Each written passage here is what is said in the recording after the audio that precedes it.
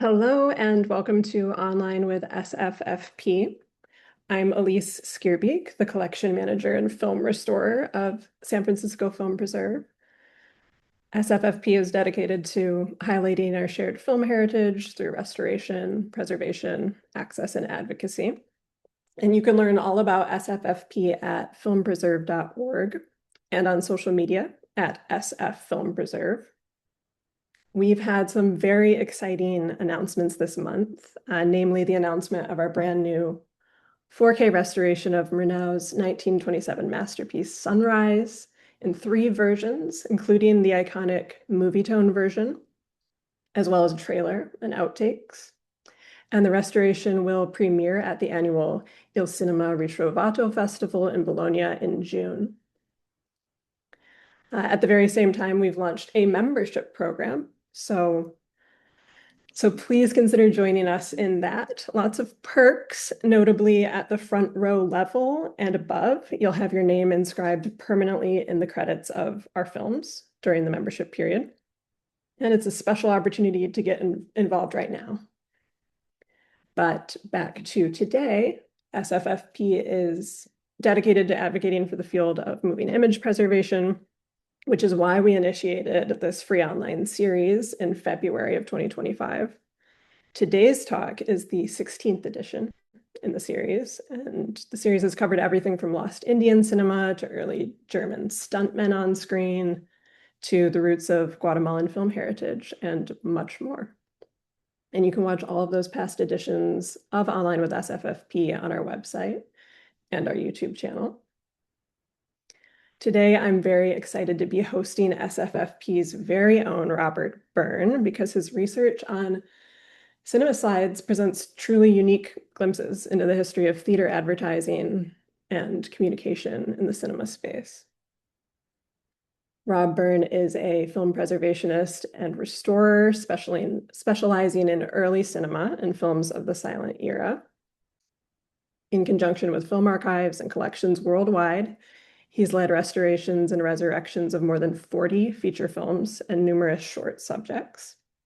He has lectured at the Library of Congress, University College Cork, Queen's University Belfast, Real Things Symposium, and numerous EMEA and FIAF technical symposiums. He is the co-author of FIAF Image Restoration, Manipulation, Treatment, and Ethics, and publishes regularly on the topics of motion picture restoration and preservation. His work appears in the volume Films That Sell, Moving Pictures and Advertising, and he's co-author of Discovering Lost Films of Georges Méliès in Fin du siècle flipbooks, 1896 to 1901, and Tales from the Vaults, Film Technology Over the Years and Across Continents. Rob holds an MA in Presentation and Preservation of the Moving Image from University of Amsterdam, and he served on the boards of the Global Film Initiative, Friends of the Oakland Fox Theater, Castro Theater Conservancy, and the San Francisco Silent Film Festival. He currently serves as president of the San Francisco Film Preserve. Today's presentation from Rob will be followed by a Q&A, so if you have any questions, please just pop them in the Q&A section at the bottom of the screen. And let's hear from Rob Byrne now. Okay, so thank you again. Yes, I'm president of the San Francisco Film Preserve, but for the purpose of this presentation, I'm simply a rabid film enthusiast who long ago became obsessed over the topic of glass cinema slides. So for the next 30 minutes or so, I'm going to blaze through a topic that has fascinated me for more than a quarter century. My research has been international scope, but in the interest of time, I will focus primarily on the United States. I'll preface this with the conclusions that I've drawn are based on the actual artifacts that I've examined in museums, archives, libraries, and private collections. There really is no secondary sources or secondary research on this topic yet. So everything is based on personal observation of the more than 16,000 slides that I've examined and cataloged.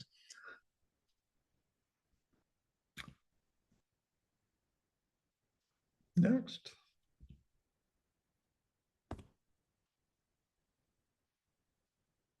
Sorry. Okay, so in the beginning, there was the magic lantern. The first images projected on a screen. You all know this. The magic lantern predates cinema by decades. Lectures, entertainment, education, religious indoctrination, and general amazement. Then in 1895, along came motion pictures, which started as the briefest short subjects, generally shown in short programs or as part of mixed programs. There were millions of variations of live entertainment, slides, and motion pictures. Nickelodeon sprouted between 1905 and 1915, with venues dedicated specifically to showing motion pictures. And the lantern slide came along for the ride. Slides were first used to entertain and inform between reels. And for a while, song lyrics for sing-alongs were popular until audiences grew tired of them. Over this period, films began to get longer, extending to full reels, sometimes 2 or more. And from that growth came the need not only to promote what was currently showing, what was done outside with posters and lobby displays, but to entice seated patrons who already had a ticket, already in the auditorium, to return again in the future. And thus was born the coming attraction slide, or as they were known in the industry, the advance slide. The earliest advertising generally featured situations, famous stories, or prominent authors. When the Earth Trembled, Lubin's 3-reel feature centered around the 1906 San Francisco earthquake. And imported films featured prominently, such as The House of Temperley, a Conan Doyle mystery. Note the unique composition, horizontal with a blank space at the bottom, so the projectionist could fill in the desired information. As the star system emerged, more and more advertising tended to promote a particular star. And one thing to note is that slides featured their own unique designs. They were not merely reproductions of film posters, but artwork specifically designed for visual impact and for projection on the screen. Impressions and information grasped quickly during the short amount of time a slide would be present on the screen. Having a look at the actual slide objects, in North America, slides measured a standard 3¼ inches by 4 inches, or 82 by 101 millimeters, always with a horizontal orientation. Much of the world went with a standard 3¼ inch square, 82 millimeter square. Basic construction was a plate of glass with a black and white image photographically reproduced, which was then hand colored. The slides were not printed as if you were on a printing press. The image were photography developed on glass. Ponder that for a moment. Each glass side was photographically developed in a dark room. And if you needed 500 copies, you repeated the process 500 times. And then each of those 500 copies would be individually hand colored. Each slide was either backed with a second piece of glass to protect the emulsion and then taped around the edge, or held stable in a cardboard frame. In addition to mass-produced slides, they were just as often manufactured locally and specific to a venue or even a particular performance. Almost any city of any size had a studio that made slides, and many large cities had many. At times, the stars could become more prominent than the film titles, especially at a time when studios were producing new films at such a rapid clip, sometimes every couple of weeks. All you needed to know was that Mary Pickford or Dorothy Gish's newest film would be showing next Tuesday. You didn't really need to know about the film itself. This was also a boon to exhibitors who could reuse the slides rather than ordering or creating new slides for a specific title. You could just you would just use once and then discard. And of course, the most famous man in the world, and even Alice Joyce, a wonderful actor with 208 film credits to her name, but mostly unknown today. Slides were also used to communicate news from the projection booth, such as, please hang on a minute, we're changing the reels, or there will be just a brief intermission. Or more specific issues, such as there were change in the program because the film didn't show up, or the fact that it's raining outside, which is important to patrons who might have arrived in open-top cars. And of course, there was time when the line crossed from informing and into scolding. So please keep your children quiet. Please don't eat peanuts. Please don't spit on the floor. Please don't read out loud. And madam, would you please take off your gigantic hat? I think most of these we could still work with today. In the late teens, films were getting longer, so slides became more specific for specific feature films.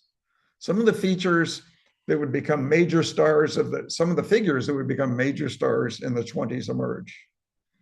A great period for social commentary, the heyday of the women filmmakers, such as Lois Weber and Ida Mae Park.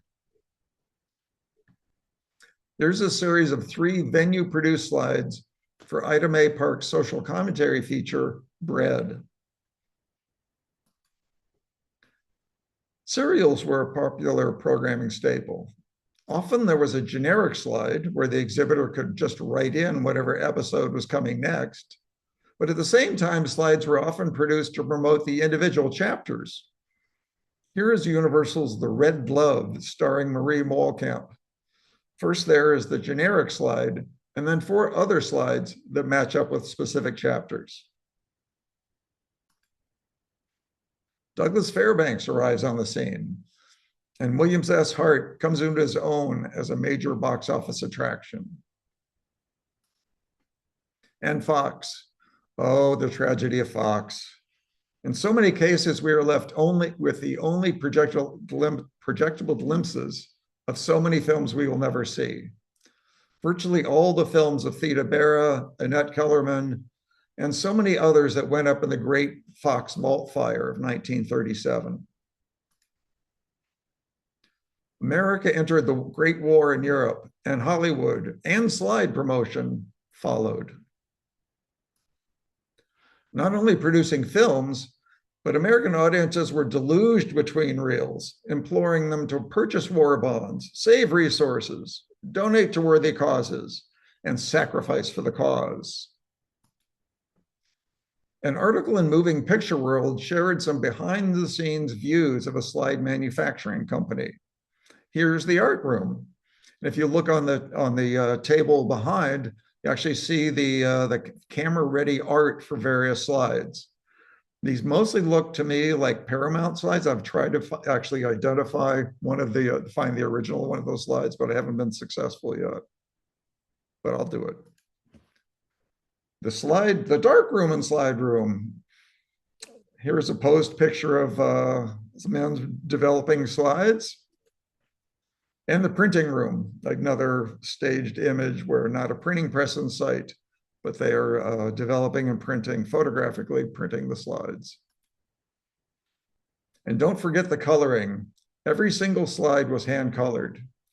In a 1917 article in Moving Picture World, Joseph H. Kofel, founder of the Novelty Slide Company and an industry leader, estimated that approximately 8,000 cinema slides were produced per day, or approximately 50,000 per week.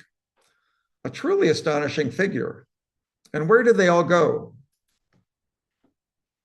As we pass into the post-war years, the graphics became more sophisticated and aesthetically pleasing. To our eyes, they don't look nearly as old-fashioned.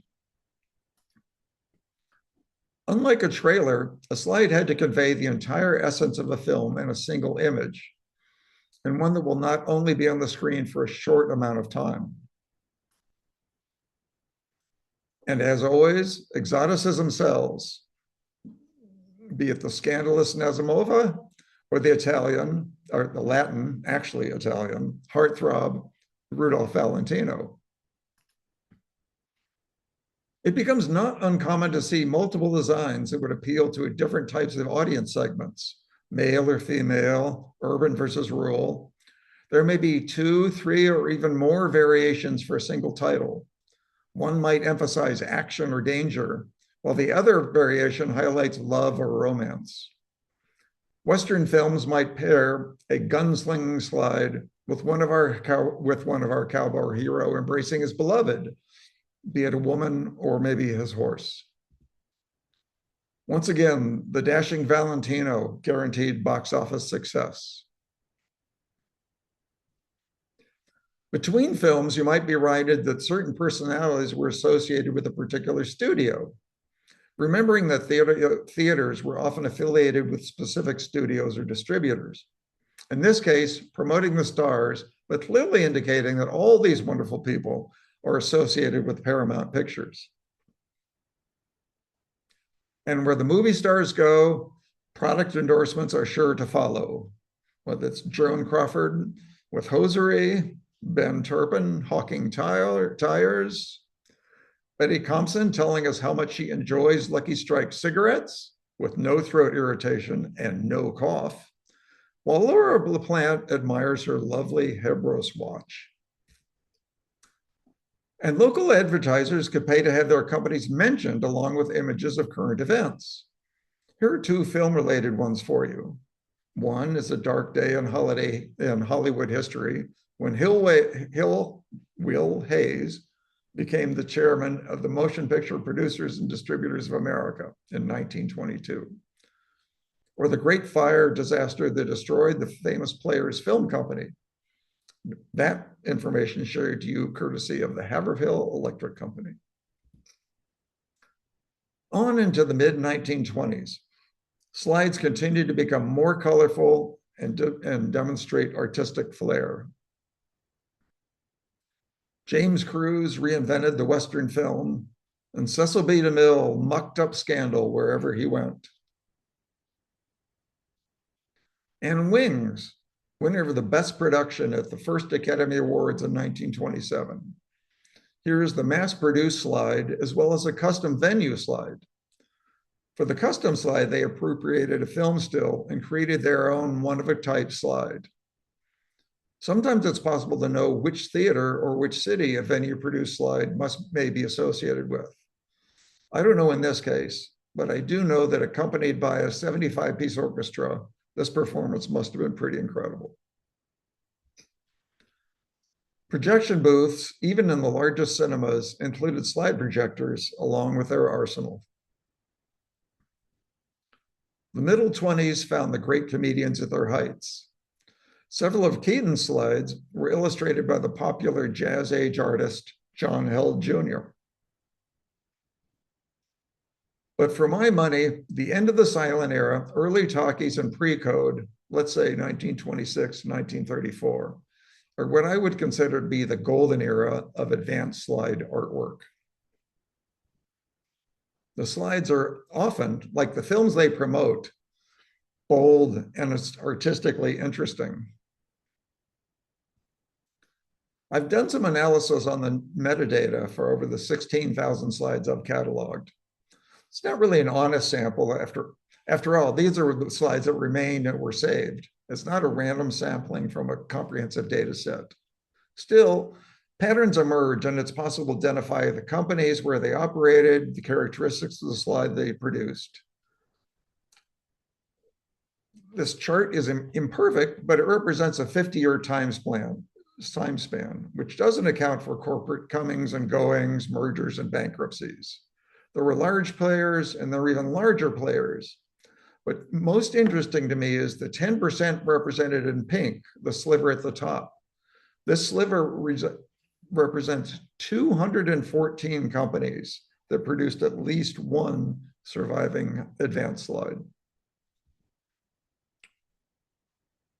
And with the coming of sound, the death knell for silent pictures. Al Jolson and the Jazz Singer, a sensation at its time, and as far as I'm concerned, virtually unwatchable today. The studios dusted off some of the war horses and re-released them with synchronized sound. But the good stuff is what today we call pre-codes, daring subject matter and striking graphics. Precode, Dietrich, Cagney, Harlow. Themes implying and often delivering mature subject matter.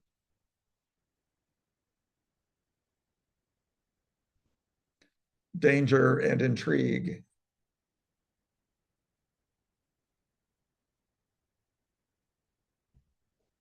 Sex and scandal, surefire winners.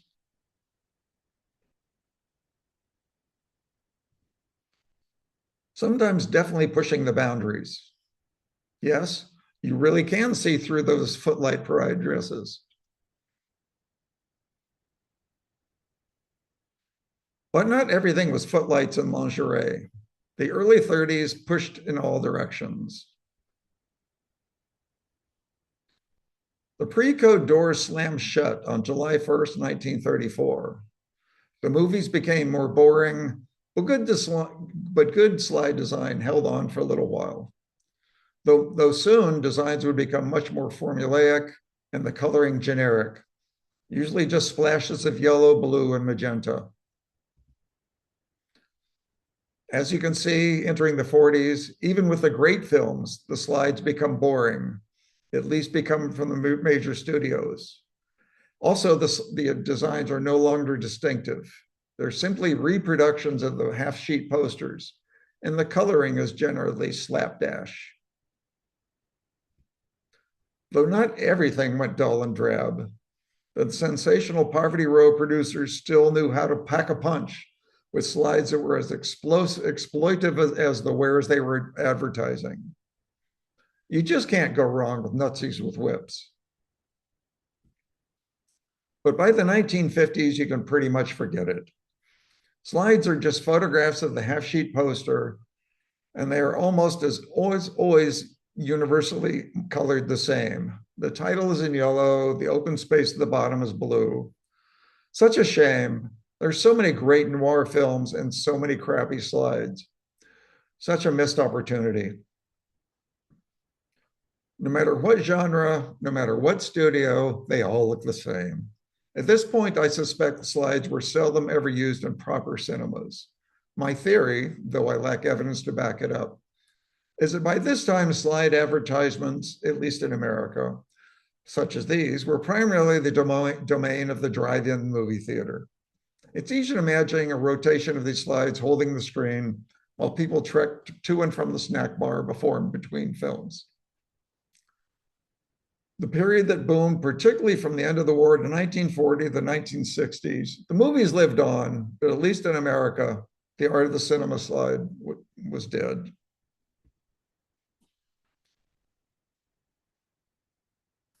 So where are slides today? I've done some research in archival holding in institutions. And the reality is that very few, if any, institutions actually actively pursue slides as part of their collections. What they have, they get by happenstance, usually by private donations. I can't think of any institution, none that I've surveyed, has an active acquisition program. They don't purchase or seek slide collections. Even institutions that focus on pre-cinema aren't really interested in cinema slides. And collections that are donated to institutions are generally cherry-picked prior to donation.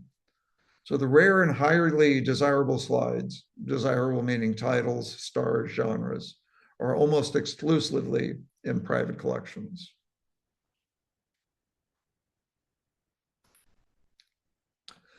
And so this is the point where I give a plug for the Cinema Slide Archive.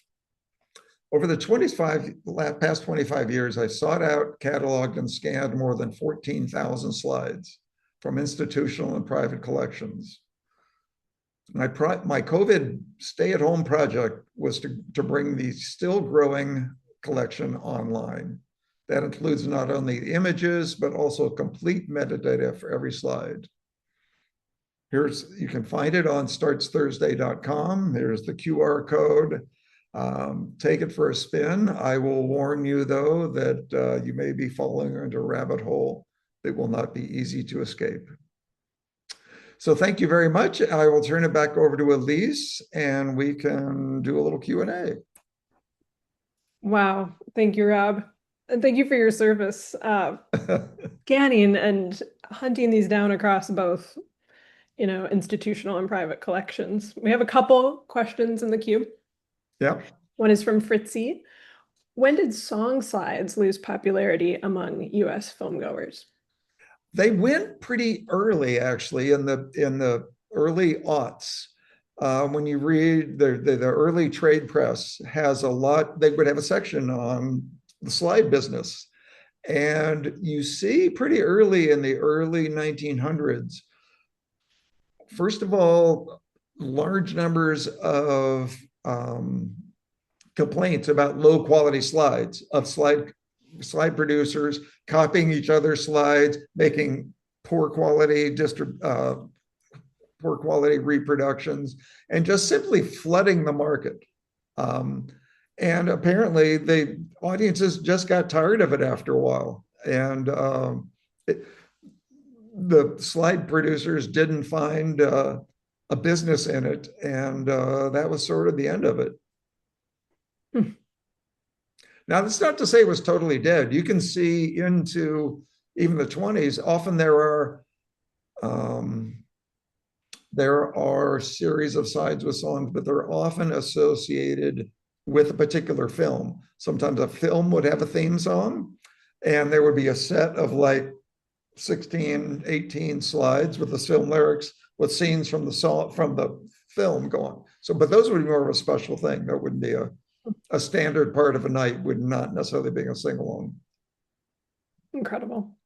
Byron noticed that hand coloring seemed to go away in the mid 1920s because multiples were all colored the same. Is this true?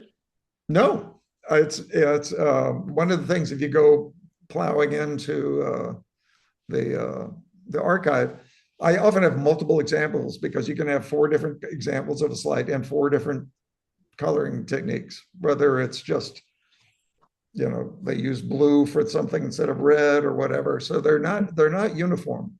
Hmm. And you'll see that they don't. One person might color inside the lines a little better than the other person, so they're not each one is individually done. There's nuance. Mhm.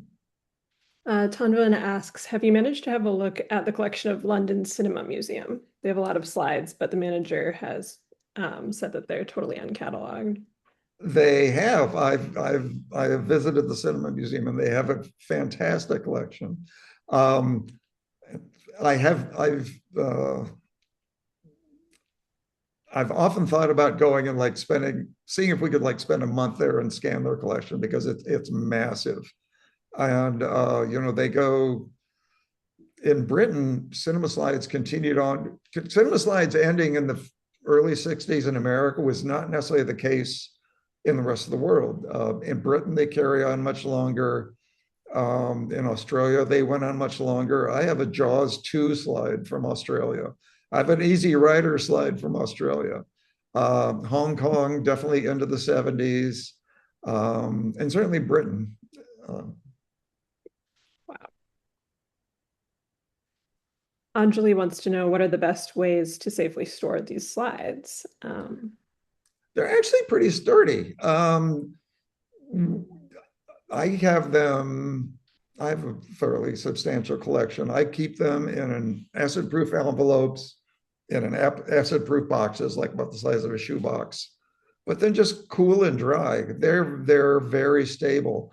You will see ones where the emulsion has gone. I mean, these things were abused and forgotten for a long time. So there are ones where that have been damaged just by environmentally, but generally they're pretty sturdy and pretty stable. We have kind of two similar questions from William and Mary about how slides got from studios to the screen. William asks, would studios send slides out for free, included with the reels to private cinemas? Would they be expected to be returned? Did any major studios make slides in-house? And Mary asks, were these created in conjunction with stills, since they often use production stills?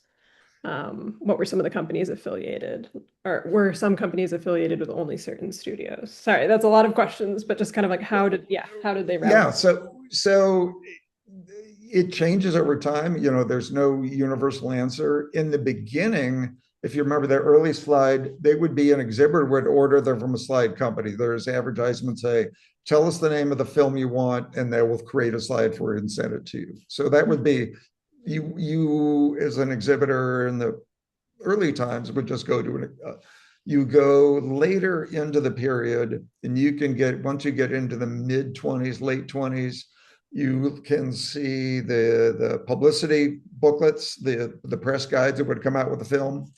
And, you know, they would have, you know, phony articles and reviews that you could give to the newspaper that they could reproduce. And there would be an order form in the back. And you could order posters, you could order lobby cards, and you could order slides. You know, so you purchase it like this. If you were an exhibitor and you were going to show Robin Hood, you know, you could buy these posters to promote the film, and you might have 2 slides that you could purchase for like 25 cents a piece. And you would own them then. I mean, these things were like a poster, they were really disposable, you know, that, you know, it's almost a miracle that there are many around as there are, because they're fragile. They can't really display them like a poster. Nobody thought, most people never thought to keep them. On that note, Mary was asking also, do you know where the studios purchased the glass that these were produced on? You know, the physical with glass material.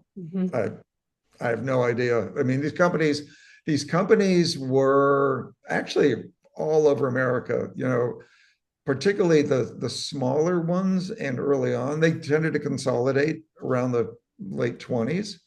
But, you know, this technology, many photographic studios where you go to get your family picture taken could also make slides. It was the same technology. So it wasn't at all common for every podunk little town to have a place that you could get slides made. And how about credits for the names of artists who did the artwork for the slides? Emma was curious. There's not, John Held Jr. is the only one that's recognizable, just because his style is so unique and distinctive, and he carries over. He's used it in he's drew for several of the Buster Keaton slides, and I think he did a couple of Colleen Moore slides, but he's the only one that I know of that did. There's not a lot of documentation I've been able to find. What I have found is in the trade press, but, you know, and it's usually more about the business of selling slides. That makes sense. Yeah. Nicholas was wondering if the glass and emulsion were made the same way as a glass plate negative. Probably, yeah. So in fact, I mean, you can find them on eBay. I've bought several boxes of the glass plates that have a still laid emulsion, unexposed emulsion. You know, they're too old to use, but they still have the emulsion on them. These things can be heavy because a box of them, because they're lead. It's leaded glass. But it's the same as it is a photographic negative. It's just that size. It's a specific one. Yeah. So you would buy a bulk of the glass plates that had emulsion, so you'd have to develop in a dark room, and then you'd buy boxes of clear glass, cover glass, to go on the other side, so that had no emulsion. You'd just put the two together and sandwich the emulsion in between, so it wouldn't be damaged. And Anne would like to know, how did you come across these in private collections, and who are your fellow slide enthusiasts? Oh, that's a trade secret. You know, it's interesting because there's not that many people that really are into it. There's probably about a dozen, maybe 20, I would say, serious collectors. They're not like posters. There's no real good way to display them. And so you tend to get them and admire them and then put them in a box somewhere. Um, there's a lot of the people that have them tend to be enthusiasts of a certain person. So like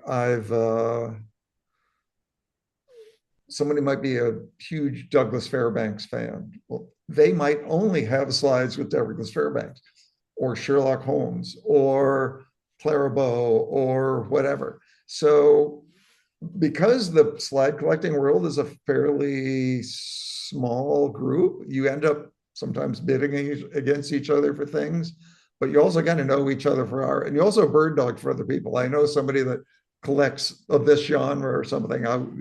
We won't bid against each other. We'll just, hey, did you see this one? Um, so On a similar wavelength, I was wondering if slides come to institutions from theaters themselves or from holdings that were just a wide smattering that represented a specific place in time, or if it's more often related to a specific film or a specific actor in some cases. Oh, very often. So if it's in an institution, they think they very often come from very specific places. There's you might see just a whole run of. They usually come in a certain period of times.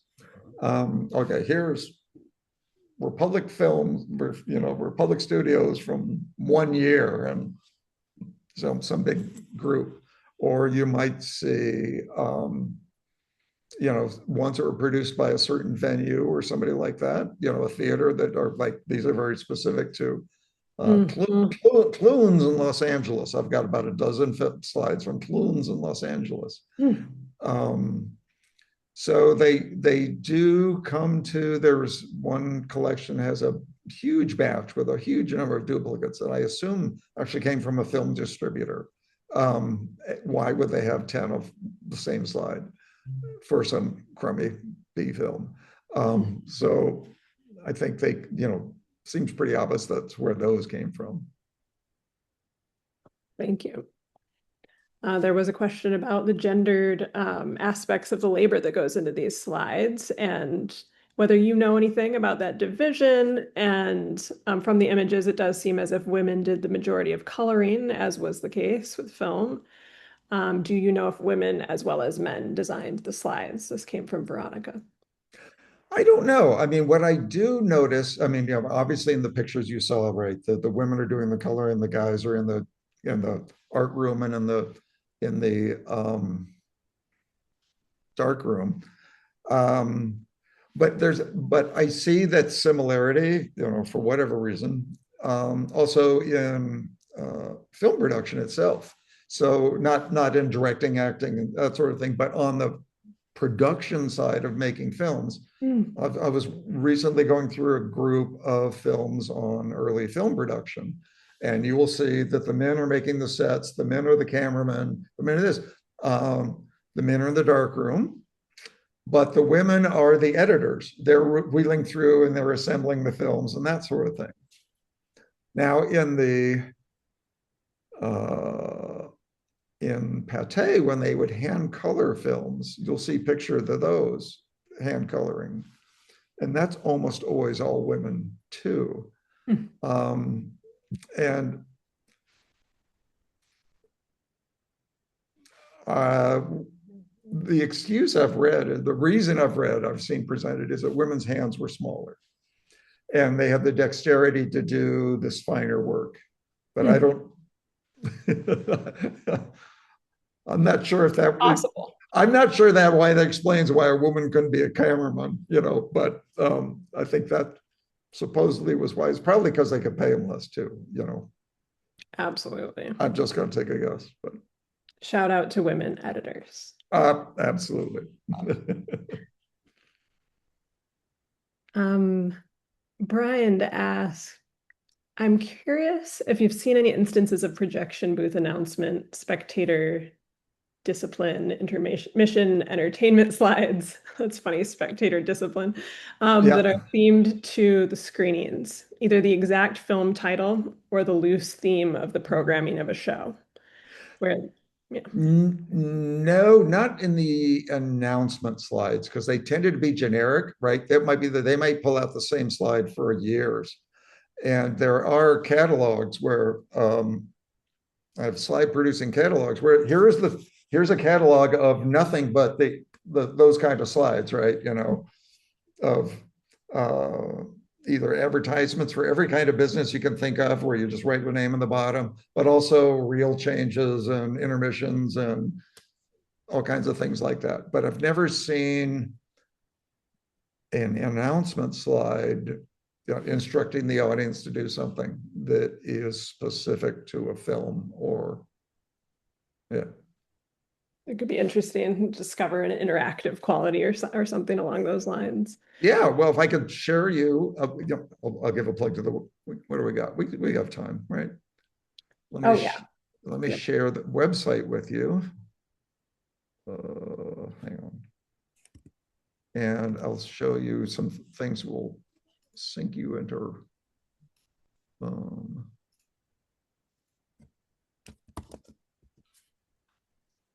Okay, let's see. Share.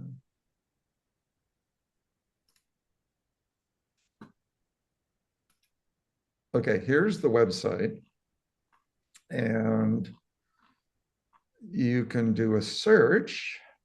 So for example, and you'll see there's now 13,893 slides cataloged, but you can filter on, say, just show me announcement slides. And then Oh wow. there are This is amazing. 234. And some of my favorites are, so you can just scroll through. There's anti-censorship slides. Two of my favorites are from the Blitz, from Britain during the Blitz, telling you what to do when the air raid siren goes off, where the nearest shelter is. And if you want to leave during the air raid, please do it quietly, which I think is pretty great. Wow. This is a trove. But there's a lot of come again, you know, we're going to change the program. You know, if you children have to have a ticket, traveling men say they projected the most cleanest and most flicker-free screens films. There's not eat the peanuts, don't stamp on the floor, and on and on and on. So, Wow. and then while I'm in here, Much variety too. I'll just share some, yeah. So like we can do what's a good one? Good old Clairbow. You can't go wrong with Clairbow. Okay, we have 98 Clairbow slides. I was just wanted to demonstrate variations in the coloring. So, like for instance, here, Free to Love. There's it's colored three different ways. The It slide, 4 different ways. Well, there's obviously more, but the 4 examples I've turned up with. So they were not, you know, they weren't machine colored even into the late 20s. Mantrap's pretty much the same. There was a question, Yeah. seeing this access point, someone asked, do you have specific advice for scanning and digitizing these images that we can now view here? Yeah, so what I do, I have an Epson, let me unshare this so I can see everybody again. Okay, or I can see you again. So I use an Epson photo, something or other, 2400. Yeah, which does a very good job of scanning transparencies. And I scan them at 1200 PPI. I get lots of pixels and save them and scan them into TIFF files so that I get 16-bit color depth instead of the 8-bit you get on JPEG. So that's where I go. And the Epson will let you lay the slide flat on the glass. It doesn't require a holder. So I get the whole image. Excellent. Thanks for the insider secret. Anushra asks, from an archival standpoint, how would you characterize the difference between lantern slides and cinema announcement slides? It's strictly the content. I mean, physically, the object is the exact same thing, right? It was lantern slides were appropriated to be shown in the cinema, but if cinema slides are a small part of the huge lantern slide universe. So I really think it comes down to the purpose, right? Back to what interests me are slides that a seated audience saw, not lantern slides in general, but when you bought your ticket and you were waiting for the show to begin, what was on the screen. And that's sort of what I would call a cinema slide, no matter what it's doing, whether it's telling you something or advertising something or showing a come attraction, but anything that falls into that category. That makes sense. Stefan was asking, have you ever projected any slides at the Castro Theater or otherwise?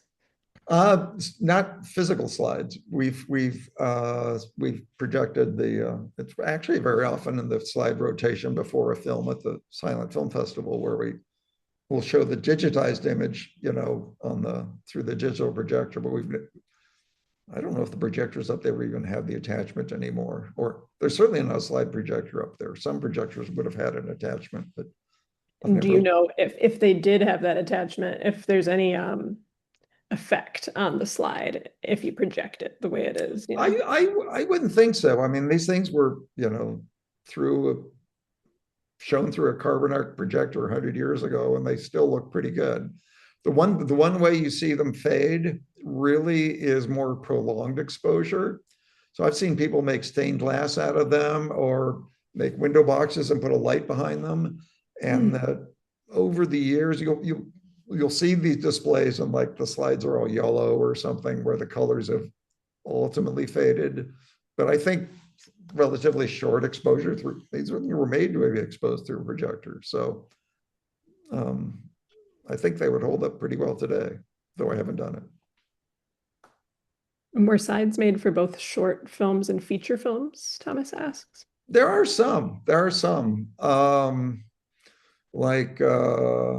So definitely so. Certainly the comedies, like you'll see Keaton shorts, Fatty Arbuckle shorts, Chaplin shorts, Laurel and Hardy shorts.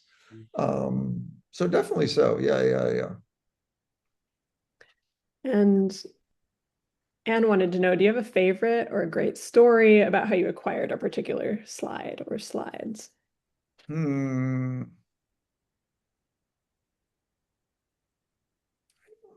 that's a good question. Everything fairly ordinary. No, it's not that. It's usually not a particular slide. I mean, there were a couple that are still on my hit list that I really want, but it's been usually more the pursuit of a collection. If I know somebody has a great collection and maybe how can I get to that person and would they let me scan it and that sort of, I don't necessarily have to own it. I just want access for the, to the slide itself. So it's, I mean, owning the physical my collection started because it was just a way to get slides to scan, but I'm just as happy just to access somebody else's collection. So it's more often like, oh, you have slides. What have you got? Tell me about that. That's great. It sounds like there's a good open door to slides. There usually is. I mean, there are some people that are more challenging than others, but most people have been ridiculously generous to, I have 2 scanners. I'll get on an airplane. I show up. I get an Airbnb for a week and sit down and scan slides. Someone asked if you have published a book on this, or if one is in the works, or what has been the written output of this project. That is definitely my intention. Yeah, that is my. I've been putting it off for years to sit down and write up all my notes and everything that's a lot's in my head, and it's all out of my files that I've tracked down. That I do Well, want to publish. clearly there's a lot of enthusiasm. And Spencer wanted to share that if you're working on a book, Yeah, ideally a scholarly, glossy coffee table book. So that would something to be, consider. that is my goal too. Oh, Byron wants to know if you could tell a specific story about the restaurant with the fading glass slides. Oh, well, it must be, who is it?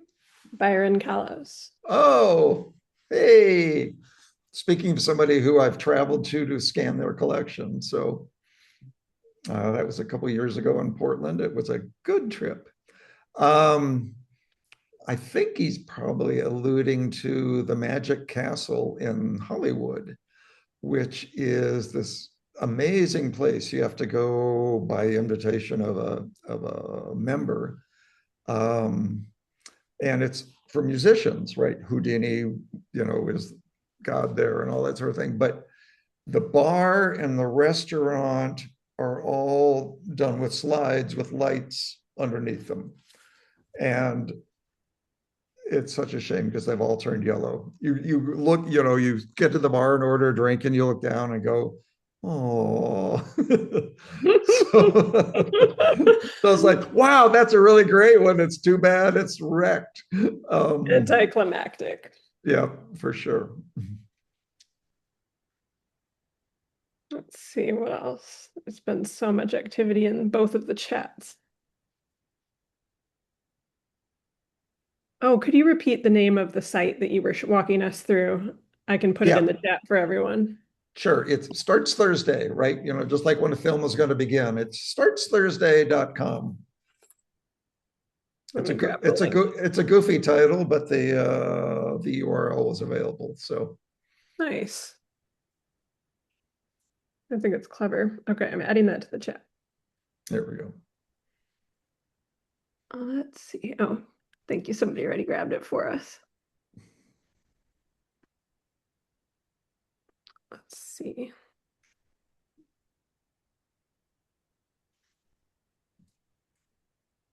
Oh, are your original scans of higher resolution than what we will see on the site?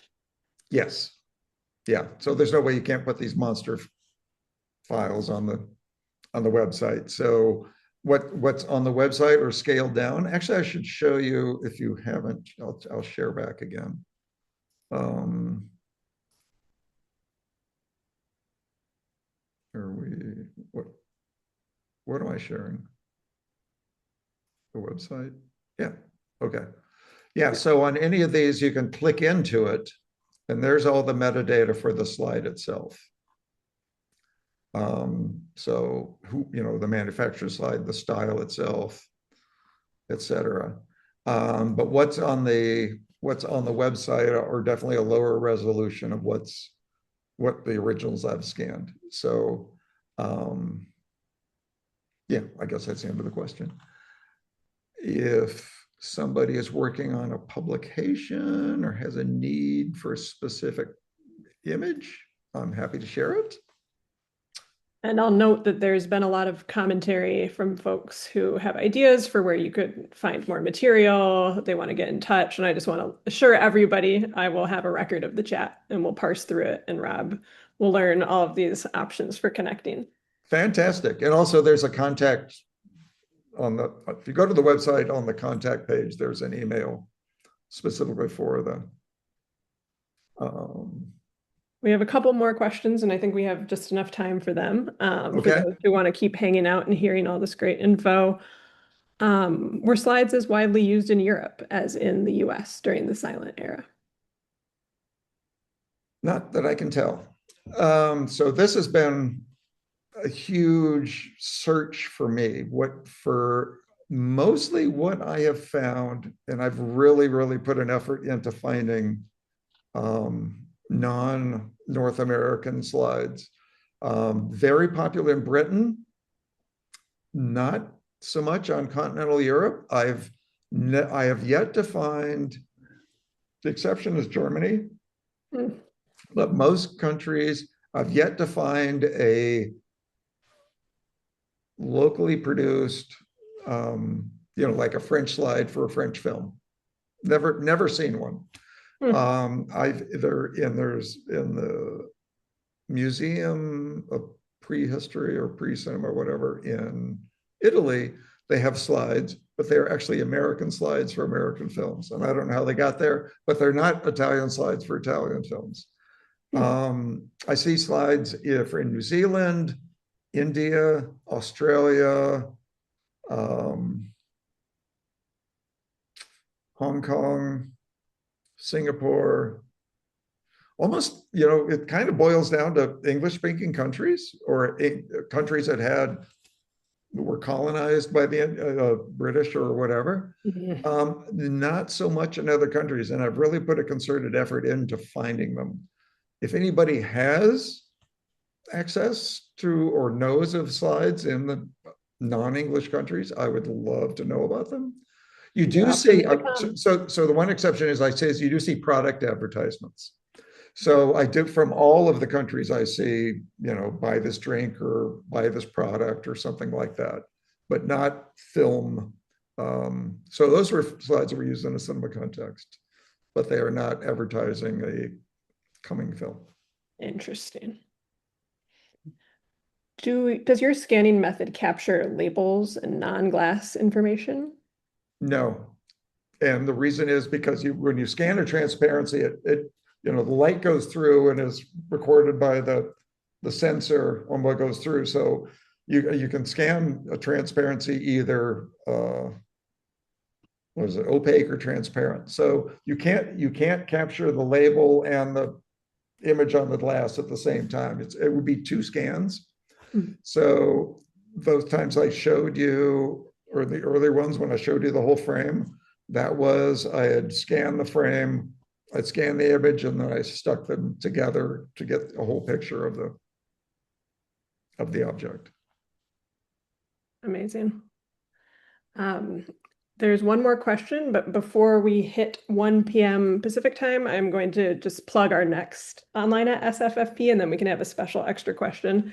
Thank you so much to everybody for attending. And the next online with SFFP is going to take place on Friday, June 12th, and will be presented by historian Mary Mallory, who's been here today asking excellent questions. Mary will present on the integral and pioneering role of women in the early days of cinema. So you can register for this on our website, and I dropped that in the chat. Our final question is about copyright. Amanda was curious about the copyright status of slides that represent major Hollywood films. Do you have any insight? Well, I guess really have no insight beyond how about no? I mean, so we know that copyright expires for after 95 years creation. We know that's for film, for books, for recorded music, whatever. So from 1931 and earlier, there's absolutely no question. But I don't know if these things were ever copyrighted to begin with, just like posters or any other ephemera related to films. I guess I would put them in the same category as a poster, which you see reproduced everywhere. So I've never really worried about it. All right. Thank you so much. Thank It was you. really fun. Visit the website, startsthursday.com, and see you next time. Feel free to become a member today. That's right. Join we'll today. see you all on June 12th.